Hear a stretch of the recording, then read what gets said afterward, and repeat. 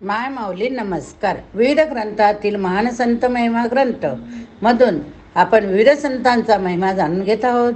त्यातील एक श्री संत मुक्ताबाई महिमा भाग 4. आज आपण दुष्ट ब्राह्मणांचा क्रूर निर्णय बघूया.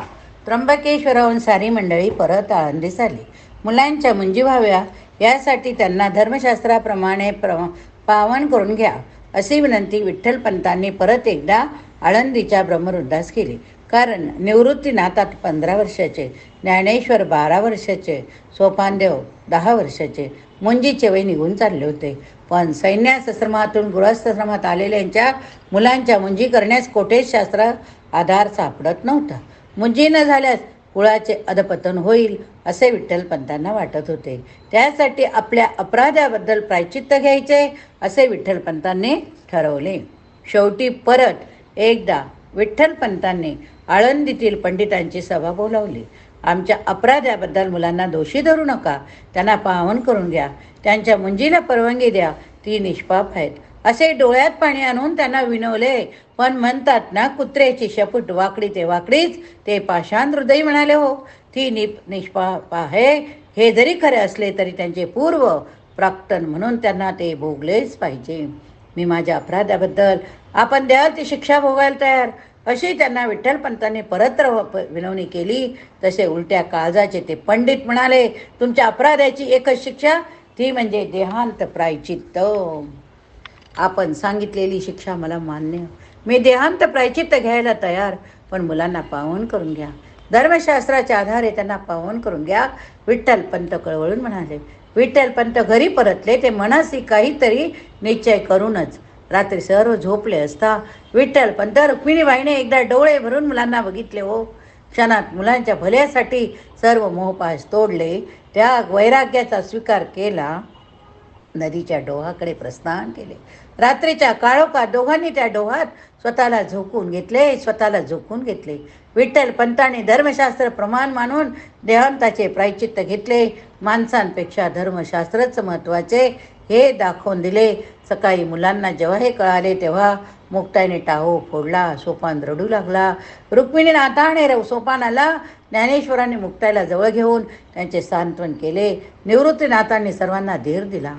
मुलांनी त्याबद्दल कोणाला बोल लावला नाही, ब्राह्मणांना दोष दिला नाही. ती समजदावर चिडली नाही, मनातून दुःखी झाली, चर पडली मात्र नाही. शास्त्राबद्दल त्यांनी एक सुद्धा वाईट शब्द उच्चारला नाही. या उलट ज्ञानेश्वराने ज्ञानेश्वरी लिहिली तेव्हा 16 अध्याय ते लिहितात. काय लिहितात ते बघा. शास्त्र म्हणेल ते सांडावे, ते राज्य हे तृण मानावे, जे घेऊन ते न म्हणावे, विषाई विरू. काय म्हटलंय परत एकदा सांगते. शास्त्र म्हणाले ते सांडावे, ते राज्य ही तृण मानावे, जे घेऊन ते न म्हणावे, विषाई विरू. विठ्ठलपंताने देहांत प्रायचित्त घेऊनही मुलांच्या मुंजी झाल्या नाही तो. आता स्वतः मुलांनीच पंडितासमोर उभे राहून न्याय मागण्याचे ठरवले. त्याप्रमाणे ब्राह्मण सभेमध्ये उभे राहून निवृत्तीनाथ म्हणाले, आपल्या सर्वांच्या आज्ञेप्रमाणे आमच्या वडिलांनी देहांत प्रायचित्त घेतले, तेव्हा आम्हास पावन करून घ्या, मुंजीची परवानगी द्या. ब्राह्मण म्हणाले, तुमच्या वडिलांनी प्रायचित्त घेतले हे खरे, पण तुम्हाला शास्त्राप्रमाणे शुद्ध करून घेण्याचा आधारच कोठे नाही. तेव्हा तुम्ही पैठणला जा, शुद्धीपत्र घेऊन या. तेथील ब्राह्मण विद्वान असल्याने आम्हाला पूज्य आहेत, म्हणून त्यांनी शुद्धपत्र दिल्यास आम्ही आपणच पावन करून घेऊ. इथल्या सभेचा वृत्तांत लिहून ते पत्रक देण्याची विनंती निवृत्तीने ब्राह्मणाला केली. ती त्यांनी मान्य केली. तसे पत्र त्यांनी लिहून दिले. आता बघूया पुढचा गोष्ट. योग्यता काय कळली ते. योग्यता कळाली. आळंदीत ब्राह्मणाने लिहिलेले पत्र घेऊन निवृत्ती ज्ञानदेव सोपान मुक्ताबाई पैठणकडे निघाले. मजल दर मजल करीत यांनी पैठण गाठले. तेथील ब्राह्मण सभेसमोर उभे राहून त्यांच्या हाती आळंदीच्या ब्राह्मणाचे पत्र दिले. एवढे मोठे विद्वान पंडित गंभीरपणे पत्र वाचत होते. काही पत्र वाचून फिदी हसत होते. कोणी कुचेष्टा भरल्या नजरेने या बालकांना अपाद मस्तक निरखीत चाळीशी सावरत होते.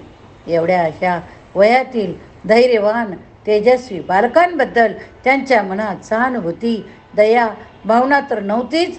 उलट तुच्छता, घृणा, उपेक्षा, टवाळी, कुचेष्टा, वर्मी लागणारे विनोद यांनी त्या विद्वान पंडितांचे बोलणे संवाद भरलेले होते. पैठणी हे त्या काळातील गाजलेले धर्मपीठ म्हणून मान्यता पावलेले होते. तेथे सतत धर्मशास्त्रावर भाषणे, प्रवचने, चर्चा, वादविवाद होत धर्मरक्षणास आम्ही सिद्ध असल्याचा आणला जात असे.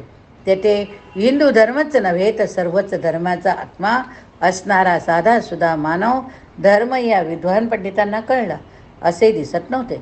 पण निवृत्तीनाथांनी परत एकदा अत्यंत नम्रपणे त्या विद्वानांसमोर आपली सर्व कहाणी सांगितली.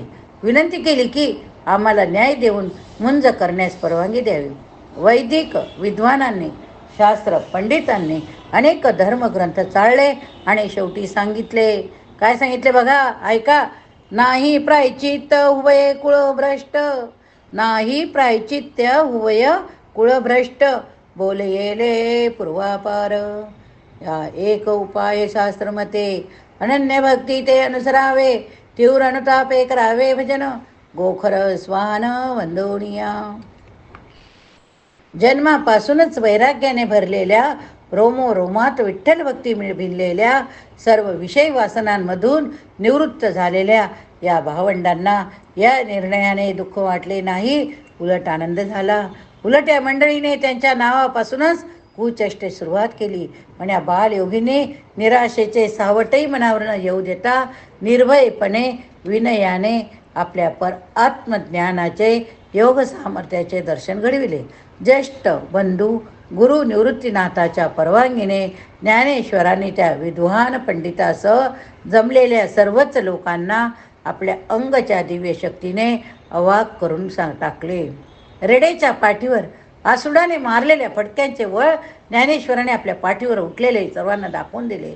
मानव प्राणी यांच्यातील आत्मा एकच आहे हे दाखवून दिले. तसेच रेडेच्या तोंडून वेदपठण करून घेऊन विद्वानांना आपली अध्यात्मशक्ती दाखवून दिल्यावर त्या विद्वानांच्या माना शरमेने खाली गेल्या. सारे ज्ञानेश्वराला शरण आले.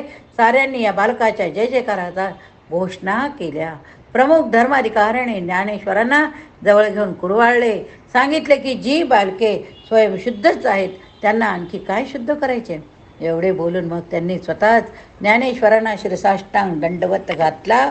मग त्या भावंडांना सांगितले की आम्ही शुद्धीपत्र तयार करू, परत सर्वांची सभा भरवतो, आनंदाने शुद्धीपत्र आम्ही आपणास अर्पण करतो. त्यानंतर पैठणच्या ब्राह्मणाने एकमुखाने शुद्धीपत्र तयार करून ज्ञानेश्वराच्या हाती दिले. त्यानंतर परत सांगितले की तुम्ही चारही भावंड अत्यंत पवित्र आहात, तुम्हाला कुठलेच प्रायश्चित्त घेण्याची गरज नाही. ज्या धर्मप्रचाराच्या कार्यासाठी तुमचा जन्म झाला त्या धर्मप्रसाराच्या कार्यास सुरुवात करावी. मग पैठण क्षत्री मुक्काम असतानाच त्या विद्वान धर्मरक्षक पंडिताच्या साक्षीनेच या पंडितांनी, या भावंडांनी धर्मप्रचाराच्या कार्यास सुरुवात केली. नंतर कीर्तन, प्रवचन, भजन करीत करीतच परतीच्या आळंदीच्या मार्गास लागले. वाटेत नेवासे इथून जाताना मृत झालेल्या सच्चिदानंदाच्या सती जाणाऱ्या विद्वेस सौभाग्यवती भव असा ज्ञानेश्वरांनी आशीर्वाद दिला. मृत सच्चिदानंद बाबांना परत जिवंत केले. याच सच्चिदानंद बाबांनी ज्ञानेश्वरांनी गीतेवर केलेल्या प्राकृतातील भाष्याच्या ज्ञानेश्वरीच्या सर्व ओव्या लिहून घेण्याचे काम मोठ्या आनंदाने केले. ज्ञानेश्वरी लिहून झाल्यानंतर पुढे जाताना वाटेत एका दगड मातीच्या मशिदीस लावून ज्ञानेश्वराने तेथील फकीराचा अहंकार नष्ट केला. गावोगावी भजन, प्रवचन, कीर्तन करीत करीत जात असता ही चारही भावंडे गोदावरी नदीच्या तीरावर असलेल्या पुणतांबे गावी आले. तेथे एका तपस्वी व्यक्तीचा आश्रम होता. तो फार मोठा तपस्वी आश्रमाबाहेरच समाधी लावून बसला होता. अवतीभोवती त्याचे शिष्यगण होते. आश्रमाच्या परिसरात इकडे तिकडे विखरून माणसांची प्रेते पडली होती. प्रेताचे नातेवाईक प्रेतांचे रक्षण करीत दुःखी कष्टी चेहरा घेऊन डोळ्यात आशेचे भाव ठेवून भूक ताण विसरून त्या प्रेताजवळ बसले होते. आता पुढची कथा आपण बघूया. प्रेते जिवंत करून हवीत ना. आता आपण श्री संत आदिशक्ती मुक्ताईकृत हरिपाठ मधला 4था श्लोक बघूया. आदि अंतु हरी सर्व घटी पूर्ण, जानोनी संत जन प्रेम भरित, राम नामे चित्त प्रेमे ओसंडत, नित्यतृप्त हरिभक्त. शांती दया क्षमा सावध पै चित्ती, आनंदे डुलती सनकादिक. मुक्ताई म्हणे नाम श्री हरीचे जोडी, नित्यता आवडी चरण सेवा, नित्यता आवडी चरण सेवा.